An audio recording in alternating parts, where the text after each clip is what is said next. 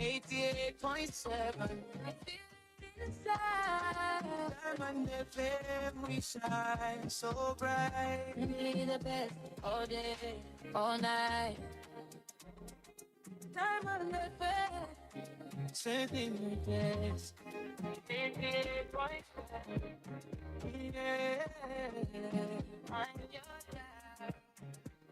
All right. Made for you.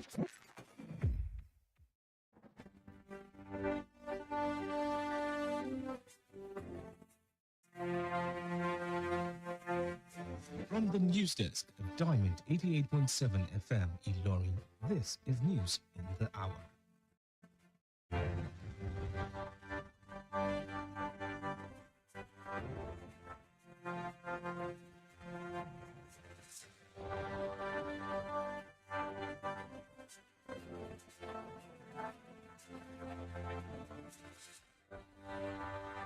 In the headlines today, the federal government announced a 6-week partial closure of Lagos-Ibadan Expressway.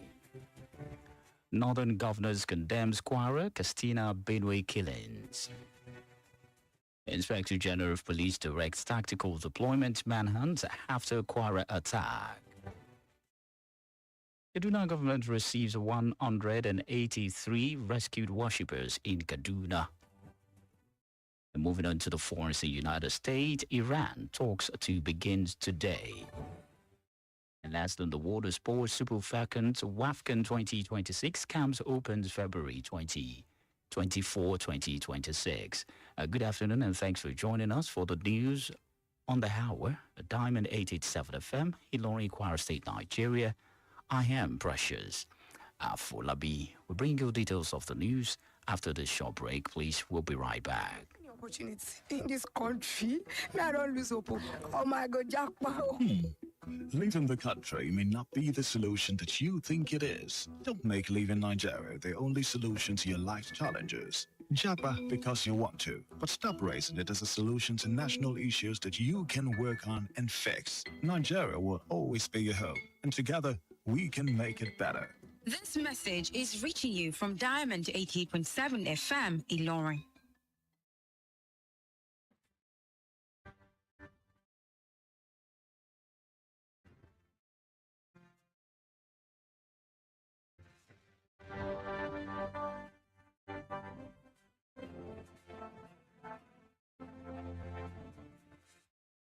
It's good to have you and welcome back from that short break. Please do note that you can listen to us via our website www.diamondfm.net or watch us live on Facebook. Watch us live on YouTube, Diamond 887 FM Ilorin. Now the news in detail. The federal government has announced a 6 weeks partial closure of the Lagos-Ibadan Expressway to facilitate urgent repairs on expansion joint at Kara Bridge, Magboro Bridge, and Arepo Punch Bridge. The ministry explained that the closure was necessary to resume critical rehabilitation works previously suspended on the Lagos-bound sections of the Kara Bridge, following complaint from the road's users about the prolonged traffic congestion. Addressing journalists at the Kara Bridge, the Ogun State Federal Controller of Works, Michael Komalafe, apologized for the inconveniences and assured motorists and to enhance the traffic management measures will be implemented to ensure swift and safety repairs. He noted that the deteriorations of the expansion joint on the three bridges pose significant safety risk and had contributed to traffic accidents. The federal government has issued stare warning and deadlines to China Harbour Engineering Company and its sister firm, China Harbour Operations, over the alleged substandard work, slow mobilizations, and environmental hazard in key federal roads project across the country. The warning followed a high-level meeting chaired by the Minister of Works, Senator David Umahi, with top officials on the ministry and the representatives of the two Chinese firms at the ministry headquarters in Abuja. Umahi said the meeting was convened to address mounting public complaints, safeguard management investment, and enforced strict contractors' accountability under the renewed Hope administration. The minister disclosed that the ministry had received a formal petition from residents along the Makurdi 9th Mile Enugu corridor of the excessive and dust generated by construction activities, which pose serious environment and public health risk. He warns that failure to resolve the issue within 7 days would result in suspension of the project. Moving on, the Northern State Governors Forum, NSGF, has condemned the gruesome killings in parts of Kwara, Katsina, and Benue State, describing them as barbaric, senseless, and as a direct assault on the collective conscience of the nation. The forum, under the chairmanship of Gombe State Governor Inuwa Yahaya and the comprising 19 governors from the northern regions, call for decisive security solutions to hence the relentless targetings of defenseless citizens, including women, children, and the elderlies, while commending the governor of Kwara, Benue, and Katsina State for their relentlessness in the face of severe security challenges. Governor Yahaya reassured Nigerians of the forum's commitments to working with all security agencies and local stakeholders to promote intelligence-led community policing and sustainable social economy solution. The forum also expressed condolences to families who lost scores of loved ones, praying for the repose of the souls of innocent individuals killed in cold blood.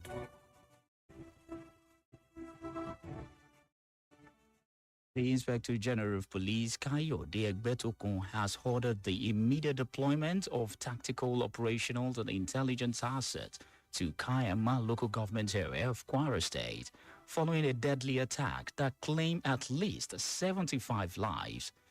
The Nigerian Police Force, in a statement signed by the Force Public Relations Officer Benjamin Uday, condemns the violent attack that occurred on Tuesday, describing it as tragic and deeply disturbing. And according to the statement, the IGP expanded his heartfelt condolences to the families of the victims, as well as to government and people of Kwara State, assuring Nigerians that the force remained resolute in its duty to protect lives and properties. The police also confirms that an intensive manhunt has been launched for the perpetrators and their accomplices, stressing that investigations are ongoing and all available resources have been mobilized to ensure those responsible are identified, arrested, and brought to justice.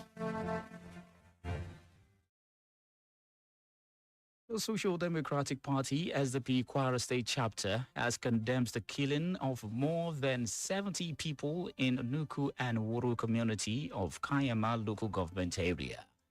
As the party, in a statement released today by its Kwara State Chairman Barrister Ibrahim Sarafaddin and Secretary Ibrahim Olamileka Qadri, describes the attack as a major security failure and said the incident was preventable.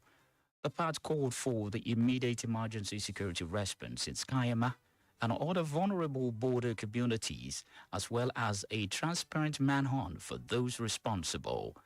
And it demanded fully disclosure on the deployment and readiness of forest guards, the use of modern surveillance technology across forest areas, and direct address to residents by the Kwara State Governor. The 183 worshippers abducted from the Kurumin Wali community in Kajuru local government area of Kaduna State have regained their freedom 18 days after they were kidnapped by bandits during a church service. The victims were received by Governor Huba Sani and the Sir Kashim Ibrahim House in Kaduna, receiving the worshippers alongside head of security agencies, top Kaduna state government officials and community leaders. The governor describes the occasion as a day of joy for the state. He said the safe return of all abducted worshippers indicated the quiet and resilient efforts of the state government and security agencies. Governor Sani describes the kidnapping as a shock, particularly after what he said had been over 2 years of sustained peace resulting from close collaborations between the Kaduna state government and security agency to protect lives and property. The news is reaching you from Diamond 887 FM, Ilorin, Kwara State, Nigeria. We go on a break now. When we return, we come to the foreign and the sport news, please. We'll be right back. Us on social media, Facebook, Twitter, and Instagram at Diamond 887 FM. Diamond FM, shining supreme.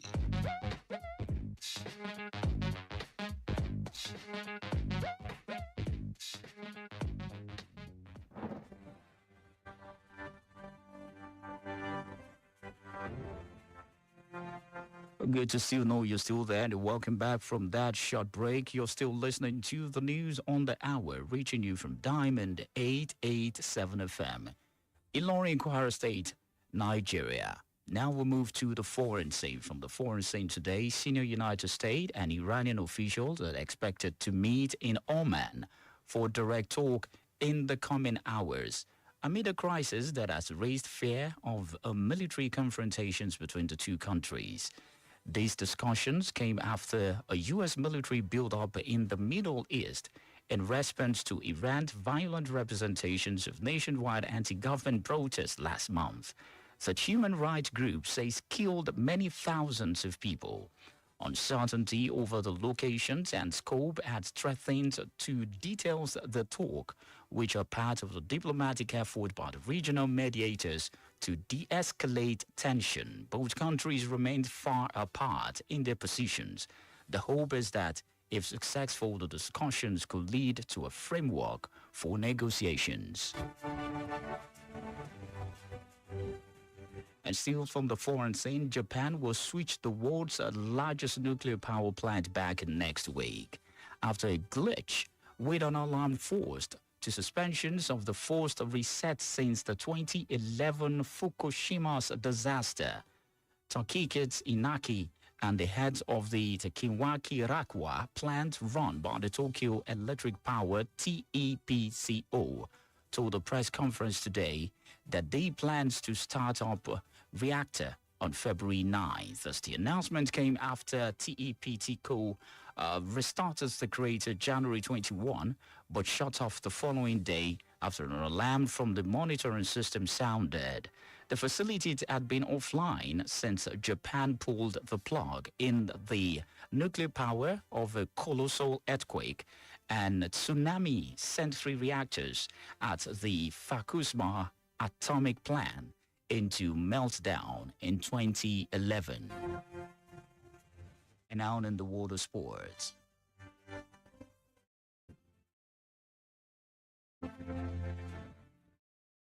Super Falcons of Nigeria will begin preparations for the 2026 Women's African Cup of Nations on Tuesday, 2024.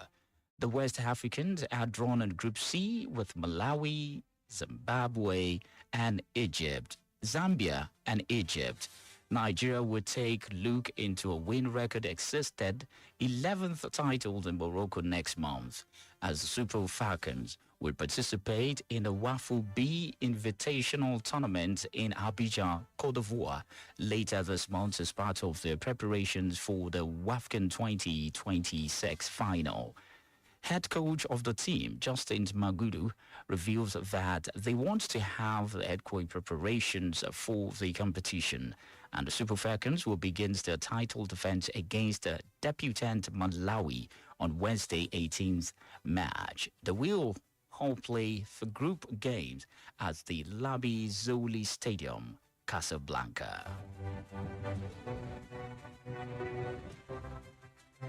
Super Eagles striker Ademola Lookman found the back of the net in his Atletico Madrid debut as they thrashed Real Betis 5-0 in the quarterfinals of the Copa del Rey.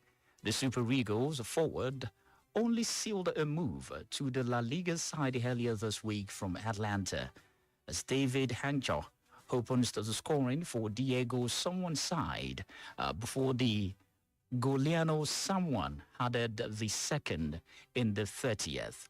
Lukman moment came in the 37th minute as the 28-year-old finished off the counter-attack. There were further goals from Antonio Griezmann and Thiago Almada as Atletico ran riot. That was we have to come to the end of the news for this hour. As before we go, here are the major headlines. Federal government announces 6 weeks partial closure of Lagos-Ibadan Expressway. Northern governors condemns Kwara, Katsina, Benue killing. Inspector General of Police direct a tactical deployment manhunt after Kwara attack. Kaduna governor receives 183 rescued worshippers in Kaduna. And from the forums in United States, Iran talks to begin today.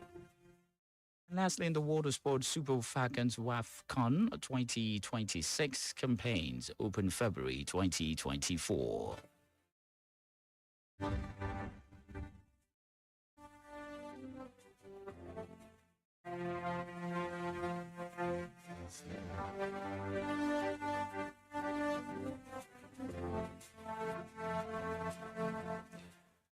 On this day segment, on this day in 2003, former First Lady Stella Obasanjo declares a zero tolerance for female genital mutilations, FGM, in the country, marking a major step in the campaign against the practice. If you don't know, now you know.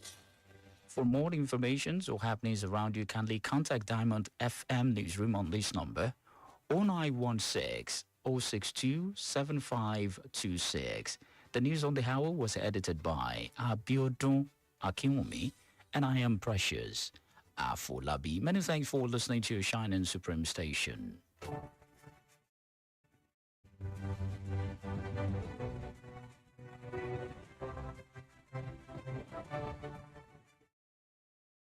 Music, more variety. On Diamond 88.7 FM, Ilorin.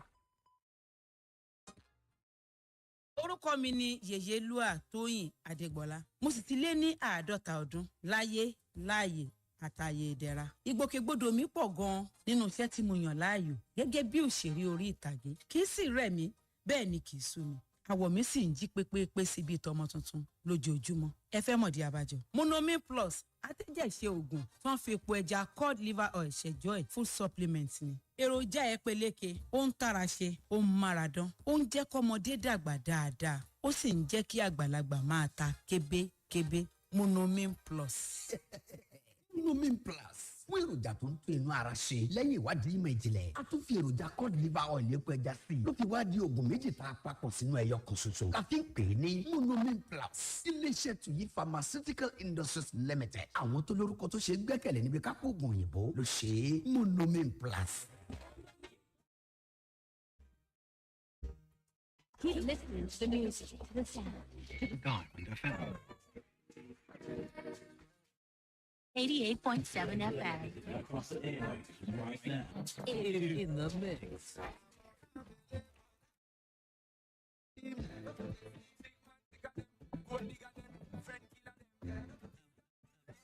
That makes it easy.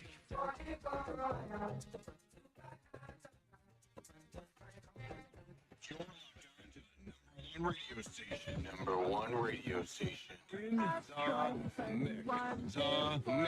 And we ain't stopping. And Diamond 88.7 FM. Ní gbogbo ìṣẹ́jú àti wákàtí lẹ ó fi máa gbádùn ojúlówó àwọn ètò ní ilé iṣẹ́ tiwa. Kò sí àṣàdànù nínú àwọn àlàkalẹ̀ ètò ní ìkànnì tí ẹ ti mọ̀ bí ẹni mowó Diamond 88.7 FM. Ẹ lọ fọkàn balẹ̀. Bó bá jẹ́ lẹ́ka eré ìdárayá, ìfikùnlukùn, lẹ́ka àmúlùdùn, eré oníṣe àti àwọn orin aládìídùn fún ìgbádùn tiyín nìkan ni o. Diamond FM. Ìkànnì tó ń tàn yẹrin yẹrin.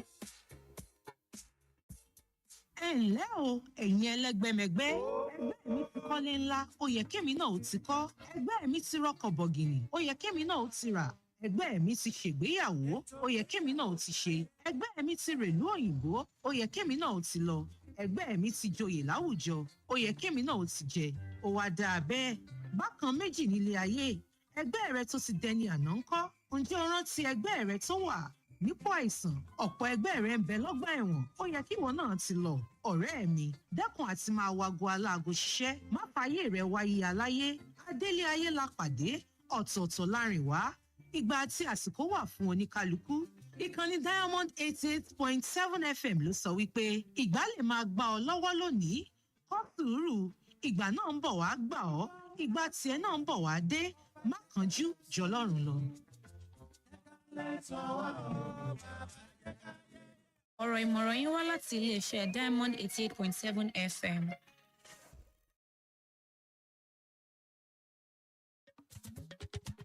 láti inú yàrá ìròyìn diamond 88.7 fm ìlọrin ìròyìn ẹ̀kúnrẹ́rẹ́.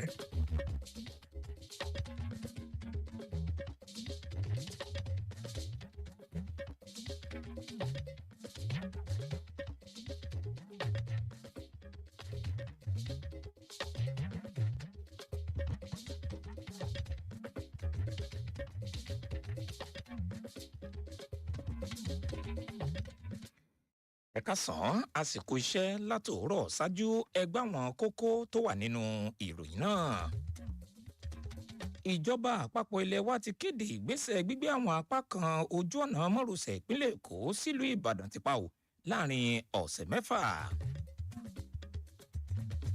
ẹgbẹ́ àwọn gómìnà lápá àríwá ilẹ̀ wa bu ẹnu àtẹ́lu ìṣẹ̀lẹ̀ ìṣekúpani nípa ìfọ́náfọ́nsu tó wáyé ò nípínlẹ̀ kwara ìpínlẹ̀ katsina àti mọ́ ìpínlẹ̀ benue.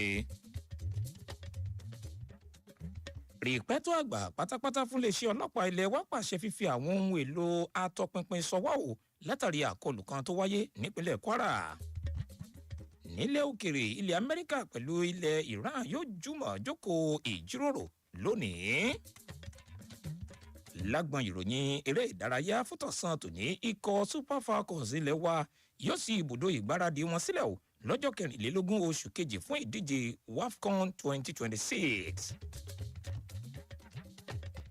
ẹ ṣeun bí ẹ ṣe ń tẹ́tí sí wa ìròyìn lẹ́kùnrẹ́rẹ́ làmúdé láti kàn ní ìgbóhùnsáfẹ́fẹ́ diamond 88.7 fm ìlọrin ọ̀làǹrẹ̀wájú oyèwọlé ni oníròyìn yín ẹ̀kúnrẹ́rẹ́ ìròyìn náà ń bọ̀ wá lẹ́yìn ìdánudúró ráńpẹ́ yìí.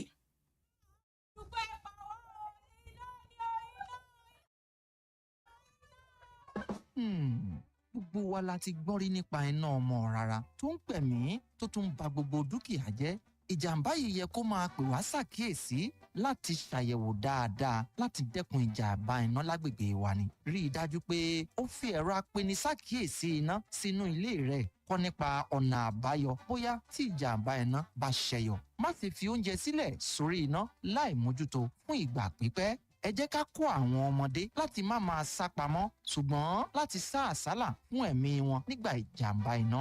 ẹ pa gbogbo àwọn ohun èlò iná tí ẹ bá ń kúrò nínú ilé tí ìjàmbá iná bá ṣúyọ rántí pé ẹ̀mí rẹ ló ṣe pàtàkì jùlọ sá àsálà fún ẹ̀mí rẹ. ìmọ̀ràn yìí ló ń dé tètè gbọ́ yín láti ìkànnì diamond 88.7 ìlọrin.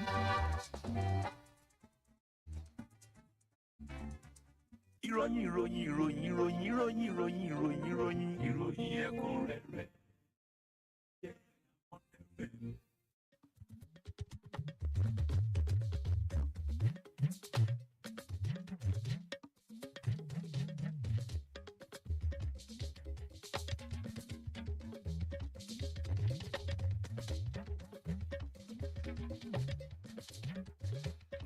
ẹ káàbọ̀ padà ìròyìn náà rèé lẹ́kùnrẹ́rẹ́ bẹ̀rẹ̀ láti ilẹ̀ wa nàìjíríà. ìjọba àpapọ̀ ilẹ̀ wa ti kéde gbígbé apá kan ojú ọ̀nà mọ́rosẹ̀ tó wá láti ìpínlẹ̀ èkó lọ sílùú ìbàdàn ti pa ò wọ́n ọ̀sẹ̀ mẹ́fà gbáko lójúnà àti ṣe àtúnṣe àwọn agbọn ìmúgbòrò tó ń bẹ ní àwọn afárá bíi afárá tó wà ní kára afárá ti màgbòrò ti máa afárá tó ń bẹ ní àrípò. iléeṣẹ́ ọba ọ̀hún ṣàlàyé pé ìgbésẹ̀ gbígbé àwọn agbọn ojú ọ̀nà náà ti pa ló ṣe pàtàkì lójúnà àti padà sẹ́nu iṣẹ́ àtúnṣe ọ̀hún léyìí tí wọ́n ti ṣáájú mọ́ ìdádúró báwò lápá ojú ọ̀nà tó lọ sí orí afárakára látàrí ìkọminú ohun àríwísí àwọn awakọ̀ lórí ìṣẹ̀lẹ̀ ìsúnkẹrẹ fàkẹrẹ ọkọ̀ lójú pópónà. ẹ̀wẹ̀ nígbà tó ń bá wọn onígègé ara sọ̀rọ̀ níbi afárakára ọ̀hún, adarí iṣẹ́ òde níléeṣẹ́ ọba tó ń rí sí ọ̀rọ̀ iṣẹ́ òde tó jẹ́ ti ìjọba àpapọ̀ nípínlẹ̀ Ògùn, arákùnrin Michael Kọ́mọláfẹ́ tọrọ àforíjì o fún ìnira tí iṣẹ́ àkànṣe ọ̀hún lè dá sílẹ̀, pẹ̀lú ìdánilójú fáwọn awakọ̀ lójú pópó pé ètò dídarí lílọ bíbọ̀ ọkọ̀ yóò wà lójúnà àti rí dájú pé iṣẹ́ àkànṣe náà yára parí lójú ọjọ́. nínú ìròyìn mìíràn ẹ̀wẹ̀, ẹgbẹ́ àwọn gómìnà láwọn ìpínlẹ̀ tó ń bẹ lápá àríwá ilẹ̀ wa ti bu ẹnu àtẹ́lu ìṣẹ̀lẹ̀ ìṣekúpani nípa ìfọnáfọnṣo bí ẹni pa jábọ̀gún tó wáyé nípínlẹ̀ Kwara o, ìpínlẹ̀ Katsina àti mọ́ ìpínlẹ̀ Benue. bẹ́ẹ̀ ni wọ́n júwe ìṣẹ̀lẹ̀ ọ̀hún gẹ́gẹ́ bí ohun tó burú jáì léyìí tó sì dáwọ́ tẹ gbogbo ọmọ orílẹ̀-èdè yìí lọ́kàn. ẹgbẹ́ ọ̀hún lábẹ́ ìdarí alága ẹgbẹ́ náà tí ń ṣe gómìnà ìpínlẹ̀ Gombe arákùnrin Inuwa Yàyà ti mọ́ àwọn gómìnà tó tó mọ́kàndínlógún tí wọ́n bẹ lápá àríwá orílẹ̀-èdè yìí pè fún ojútùú láíláí o sí ọ̀rọ̀ ètò ààbò tó rí wúgẹ́wúgẹ́ lójúnà àti dáàbòbò àwọn aráàlú tí máwọn obìnrin, àwọn ọmọ kéékèèké àtàwọn arúgbó gbogbo. ẹgbẹ́ ọ̀hún ló gbóṣùbà ràbàǹdẹ̀ fún gómìnà ìpínlẹ̀ Kwara, gómìnà ìpínlẹ̀ Benue tí mọ́ gómìnà ìpínlẹ̀ Katsina o fún ọkàn akin wọn lójúnà àti kojú ọ̀kan òjọ̀kan ìpèníjà lẹ́ka ètò ààbò. gómìnà Yàyà ti wá fi ìfarajẹ ẹgbẹ́ ọ̀hún múlẹ̀ fáwọn ọmọ orílẹ̀-èdè yìí láti ṣiṣẹ́ pọ̀ pẹ̀lú lájọlájọ ikọ̀ ẹ̀ṣọ́ aláàbò gbogbo tí máwọn alẹ́nulọ́rọ̀ lẹ́sẹ̀ kòkó lójúnà àti pèsè ètò ààbò tó múnádóko. ẹ̀wẹ̀ ẹgbẹ́ ọ̀hún ti wá ránṣẹ́ ìbánikẹ́dùn sáwọn mọ̀lẹ́bí àwọn tí wọ́n pàdánù ẹ̀mí wọn, bẹ́ẹ̀ ni wọ́n gbàdúrà pé kọ́lọ́run tẹ́ àwọn ènìyàn náà sí afẹ́fẹ́ rere.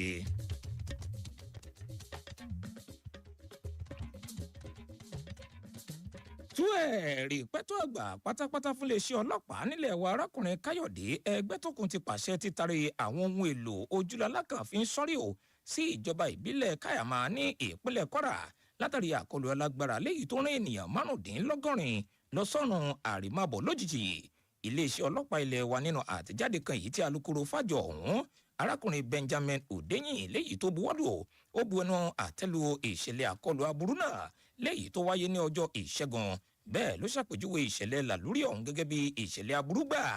gẹ́gẹ́ bí àtẹ̀jáde ọ̀hún ti wí, rìpẹ́tọ́ àgbà fún iléeṣẹ́ ọlọ́pàá náà nawọ́ ìbánikẹ́dùn rẹ̀ sáwọn ìdílé àwọn tọ́rọ̀ kàn ti mọ́ ìjọba ìpínlẹ̀ yìí àtàwọn ènìyàn ìpínlẹ̀ Kwara lápapọ̀, pẹ̀lú ìdánilójú pé iléeṣẹ́ ọlọ́pàá ilẹ̀ wa ló farajì sí dídáàbòbò ẹ̀mí àti dúkìá aráàlú. ẹ̀wẹ̀ iléeṣẹ́ ọlọ́pàá ọ̀hún tó fìdí ṣíṣe àgbéǹde ikọ̀ atọpinpin léyìí tí ó mú àwọn òbílẹ̀jẹ́ ẹ̀dá náà àtàwọn alábàáṣiṣẹ́pọ̀ wọn mọ́lẹ̀ o, pẹ̀lú àfikún pé iṣẹ́ ìwádìí ń lọ lọ́wọ́lọ́wọ́ lójúnà àti fi gbòòrò òfin gbé àwọn bàṣìjẹ́ òbí tí ń so lẹ́rùn ọ̀hún kí wọ́n sì jó lámbà pa níwájú òfin.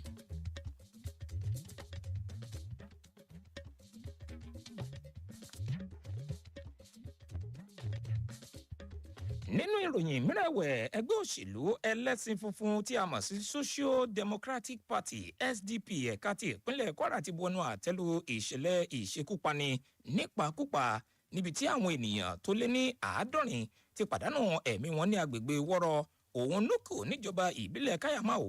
ẹgbẹ́ òṣèlú ọ̀hún nínú àtẹ̀jáde kan yìí tí alága fún ẹgbẹ́ òṣèlú náà nípínlẹ̀ yìí amòfin Ibrahim Sharafadeen ti máa kọ̀wé ẹgbẹ́ náà arákùnrin Ibrahim Ọlámilékan Quadri lẹ́yìn tí wọ́n jùmọ̀ fi léde lónìí júwe àkọlù náà gẹ́gẹ́ bí ìkùnà lẹ́ka ètò ààbò tó ṣe gbòógì o lẹ́yìn tó sì pagidínà ìdúróre ẹ̀ka ètò ààbò. ẹgbẹ́ òṣèlú ọ̀hún ti wá pè fún mímú kí ọ̀rọ̀ ètò ààbò gbópọn sí i nílùú Káyàmá àtàwọn agbègbè tó farakí ẹnu àlà ìlú náà àti lílépa àwọn òbílẹ̀jẹ́ ẹ̀dá ọ̀hún obì tí ń so lẹ́rùn náà kí wọ́n sì jó lámbà pa níwájú òfin ò kódà kí wọ́n fi mú kó ata òfin pẹ̀lú. bákan náà ni wọ́n tún pè fún fífi àwọn ọdẹ aṣọ́gbó sọ́wọ́ ò tí máwọn ohun èlò ìfimúfínlẹ̀ léyìí tó jẹ́ ti ìgbàlódé sáwọn igbó gbogbo tó ń bẹ ní tìbútòrò ìpínlẹ̀ yìí.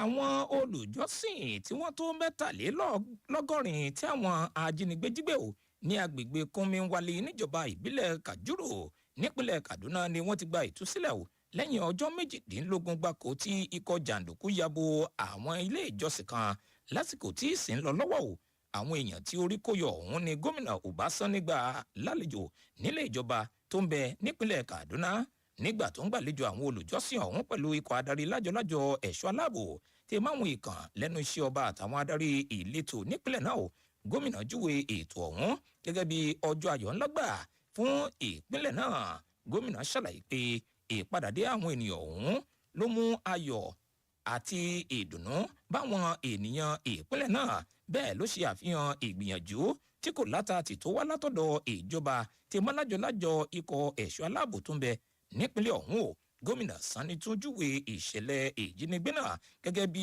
ohun tó bá wọn lójijì pẹ̀lú bí ìpínlẹ̀ náà ṣe ti ní ìrírí àlàáfíà láti nǹkan bíi ó lé ọdún méjì látàrí ìfarajì ìjọba pẹ̀lú ìfọwọ́sowọ́pọ̀ lájọlájọ ikọ̀ ẹ̀ṣọ́ aláàbò láti dáàbòbo ẹ̀mí àti dúkìá àwọn ènìyàn ìpínlẹ̀ náà.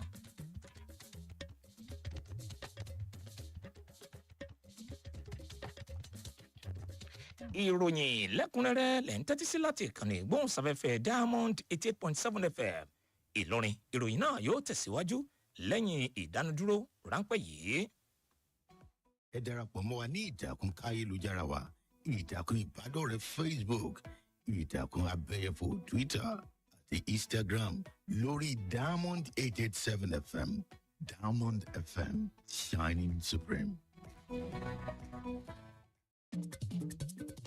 ta ló mọ̀ ó wá sọ ohun mímu amárají pépé mẹ́rọ́kà ní lúbúlúbú mára jí pépé mẹ́rọ́kà ní energy drink tó ń mára kọ́fẹ́ mẹ́rọ́kà ní o ẹ̀jẹ̀ tó mọ̀ pẹ̀lú rákàrà kọ́fẹ́ mẹ́rọ́kà ó dára ká máa ní lọ́wọ́ lẹ́nu iṣẹ́ nínú mọ́tò tó bá ti fẹ́ máa rẹ ni mẹ́rọ́kà ni ó já sómi gbẹlúra ká pàràdé o mẹ́rọ́kà mẹ́rọ́kà o mẹ́rọ́kà energy drink yìí máa dára gèrè lọ́nà fún tọkùnrin tóbìnrin ló lè mú mẹ́rọ́kà energy drink yìí máa dára. mẹ́rọ́kà agbára gbàgbà agbára tó jagbára lọ energy drink lọ́gán tó bá wọnú ara agbára ti dé jọ̀nàdà kì í jẹ̀ ló ń tẹ̀. iléeṣẹ́ tó lórúkọ tó ṣe gbẹ́kẹ̀lé lédè ká pọ̀ oògùn òyìnbó tó yí pharmaceutical ló gbé jáde. mẹ́rọ́kà energy drink yìí máa dára. nígbà tó bá ń sùn lọ́wọ́ ara bírò ó kàn jàǹgbọ̀n lọ́wọ́ sẹ́ńpẹ́ ó kàn jàǹgbọ̀n jẹ́jẹ́jẹ́ níṣẹ́ rẹ̀ kò mú nira lọ́wọ́ rárá ẹ̀fọ́rí ìrora wa gbígbà ó sẹ́ńpẹ́ ọkọ̀ yín ti dé. rí lòlòǹgó jí ẹ̀kìrì jí gbọ́ra tàná dànù sẹ́ńpẹ́ night lẹ́yìn iṣẹ́ òòjọ́ tó wá kẹ́fìn ìrora tó lè fa ìrorun sùn bó ṣe ń fẹ́ tó o bá wojú aago tó rí pé ó ku ìṣẹ́jú mẹ́ẹ̀ẹ́dógún tó o fẹ́ sùn gbé sempin night hóró méjì lura wẹ́rẹ́wẹ́rẹ́ ni sempin yóò máa ṣiṣẹ́ lágọ̀ọ́ ara rẹ nígbà tó o bá ń sùn lọ́wọ́ tí ìlera pípé yóò sì jẹ́ tiẹ̀ tó o bá ti jí láì látàtì sempin night jẹ́jẹ́ kulẹ̀ níṣẹ́ rẹ̀ lágọ̀ọ́ ara rẹ lójú oorun kébé ni fún ẹ láàárọ̀ ọjọ́ kejì lẹ́nu iṣẹ́ rẹ̀ iléeṣẹ́ tuyi pharmaceutical industries limited àwọn tó lórúkọ tó ṣe é gbẹ́kẹ̀lé níbi ká pò oògùn òyìnbó ló ṣe é bára rẹ ò bá ṣe wéré lẹ́yìn ọjọ́ kẹta kàn sí dókítà rẹ sempin night. ẹ̀fọ́rí ìrora wa gbígbà ó sẹ́ńpẹ́ ọkọ̀ yín ti dé. ìròyìn ẹ̀kúnrẹ́rẹ́ iṣẹ́ ọ̀tẹ̀fẹ̀.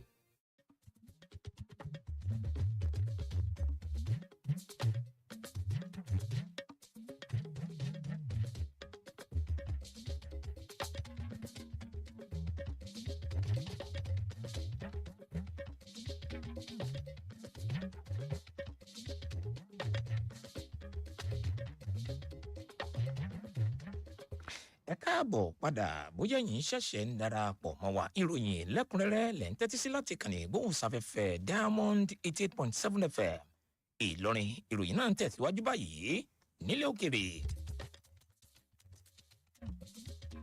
ikọ̀ aṣojú alágbára láti ilẹ̀ amẹ́ríkà pẹ̀lú àwọn aṣojú ilẹ̀ iran retí wà pé wọn yóò jókòó ìpàdé àpérò nílùú oman fún ìjíròrò pàtàkì látàrí ìrọ́kẹ̀kẹ̀ rògbòdìyàn léyìí tó ń bẹ láàrin orílẹ̀-èdè méjèèjì ọ̀hún ìpàdé ìjíròrò náà ni yóò wáyé látàrí bí ikọ̀ ọmọ ogun ilẹ̀ amẹ́ríkà ṣe kórajọpọ̀ sí ẹkùn ìlà oòrùn ní ìdáhùn sí rògbòdìyàn tó ní ṣe pẹ̀lú ètò ìfẹ̀hónúhàn tako ìjọba ilẹ̀ Iran léyìí tó wáyé lóṣù tó kọjá o níbi tí àwọn ẹgbẹ́jẹgbẹ́ ikọ̀ ajàfẹ́tọ̀ ọmọnìyàn ti jẹ́ kó di mọ̀ pé ọ̀pọ̀lọpọ̀ ènìyàn ló ti pàdánù ẹ̀mí wọn o ẹ̀wẹ̀ orílẹ̀-èdè méjèèjì ọ̀hún ló dúró tandi nípò wọn pẹ̀lú ìrètí pé bí ìjíròrò náà bá so èso rere ó ṣeé ṣe o kí ó ṣàtọ́nà ìgbésẹ̀ ìfikùnlukùn tó yanrantí láàrin orílẹ̀-èdè méjèèjì tọ́rọ̀ kan ọ̀hún. nílẹ̀ Japan àpẹẹrẹ alágbára ti fojú hàn pé ilẹ̀ Japan yóò padà sórí iṣẹ́ ibùdó ìpèsè ohun èlò ìjagun alágbára tó tóbi jùlọ lágbàáyé o lọ́sẹ̀ tó ń bọ̀ lẹ́yìn kùdìẹ̀kudiẹ tó ṣokùnfà ìpè àti mú ìdádúró bá ibùdó ọ̀hún látàrí bí ìṣẹ̀lẹ̀ làlórí tó wáyé ní Fukushima ní ọdún 2011 Takeyuki Inagaki tí ń ṣe adarí ibùdó Kashiwazaki Kariwa tó jẹ́ ibùdó ìpèsè náà ọba tí ilẹ̀ Tokyo mójútó jẹ́ kó di mímọ̀ níbi àkójọ oníròyìn kan tó wáyé lónìí pé ilẹ̀ ọ̀hún ti pinnu láti sọ lójú eégún ibùdó náà lọ́jọ́ kẹsàn-án oṣù kejì. Ìkéde ọ̀hún wáyé lẹ́yìn tí iléeṣẹ́ ìpèsè náà ọba TEPCO ṣàtún bẹ̀rẹ̀ iṣẹ́ ọ̀hún lọ́jọ́ kọkànlélógún oṣù kínní o ṣùgbọ́n tí wọ́n pinnu láti gbé kínní ọ̀hún tì sẹ́gbẹ̀ẹ́ kan látàrí àmì tó súyọ látara ohun èlò tí wọ́n lò fún àmójútó ibùdó náà. lágbọn ìròyìn eré ìdárayá fún tọ̀sán tòní ikọ̀ Super Falcons ilẹ̀ wa ni wọn yóò bẹ̀rẹ̀ ìgbáradì wọn o fún ìdíje ife ẹ̀yẹ tilẹ̀ adúláwọ̀ tó jẹ́ tàwọn obìnrin fún tọdún 2026 lọ́jọ́ ìṣẹ́gun ọjọ́ 24 oṣù keje. Ikọ̀ ọ̀hún ni ó wà ní ìpele kẹta pẹ̀lú ikọ̀ tilẹ̀ Malawi, ilẹ̀ Zambia ti mọ ikọ̀ tilẹ̀ Egypt. Ikọ̀ Super Falcons ọ̀hún ni yóò kópa o níbi ìdíje ìfìwépeni ti wáfúbí nílùú Abidjan ní ilẹ̀ Côte d'Ivoire lópin oṣù yìí gẹ́gẹ́ bí ọ̀kan lára ìgbésẹ̀ ìgbáradì ikọ̀ agbábọ́ọ̀lù náà fún àwọn abala àṣekágbá ti WAFCON 2026. Olùkọ́ni fún ikọ̀ ọ̀hún Justin Madugo ti wá jẹ́ kó di mọ̀ pé òun fẹ́ kí ikọ̀ agbábọ́ọ̀lù náà ní àkókò tó péye o láti fi gbáradì fún ìdíje náà. Ikọ̀ Super Falcons ọ̀hún ni yóò ṣíde ìfẹsẹ̀wọnsẹ̀ wọn pẹ̀lú ikọ̀ tilẹ̀ Malawi lọ́jọ́rú ọjọ́ 18 oṣù kẹta pẹ̀lú ìrètí pé wọn yóò gba gbogbo àwọn ìfẹsẹ̀wọnsẹ̀ wọn ní ìpele onísọ̀rísọ̀rí ní pápá ìṣeré ti Labi Zaholi tó ń bẹ nílẹ̀ Casablanca.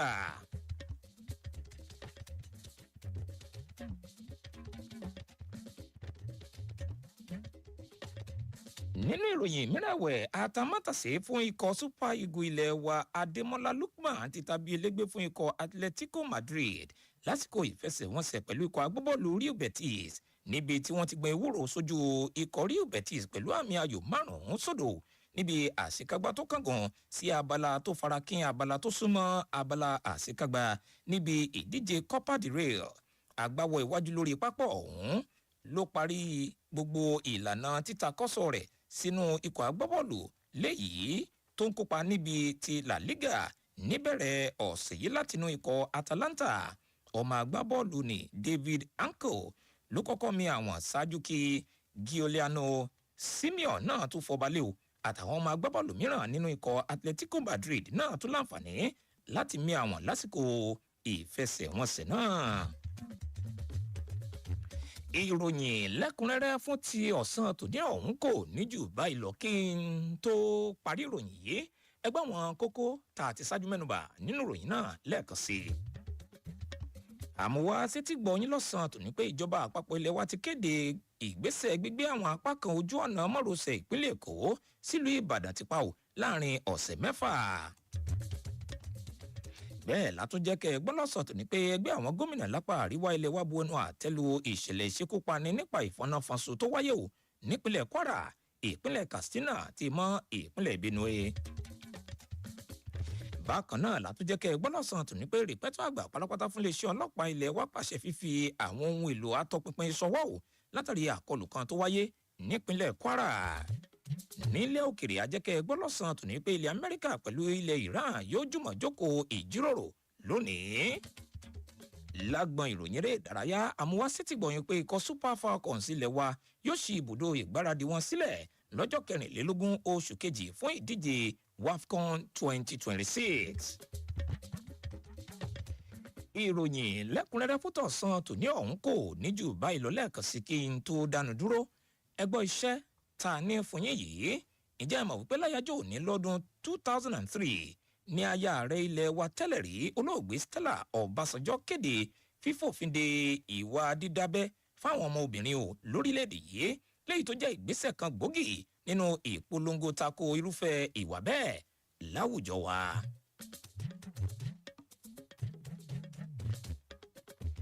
ìròyìn lẹ́kùnrẹ́rẹ́ fótó san tòní ọ̀hún kò ní jù báyìí lọ láti máa gbádùn ọ̀kan ọ̀jọ̀kan àwọn ètò wa sọ́wọ́ wájú dáńlódù app wa Diamond FM lórí Google Play Store tàbí lórí Apple Store. bákan náà ẹ má gbàgbé láti darapọ̀ mọ́ wa ní aago 3 ọ̀sán òní aago 4 ìrọ̀lẹ́ tí máa aago 5 ìrọ̀lẹ́ òní fún onírúurú ìròyìn lédè Gẹ̀ẹ́sì àti lédè àbínibí.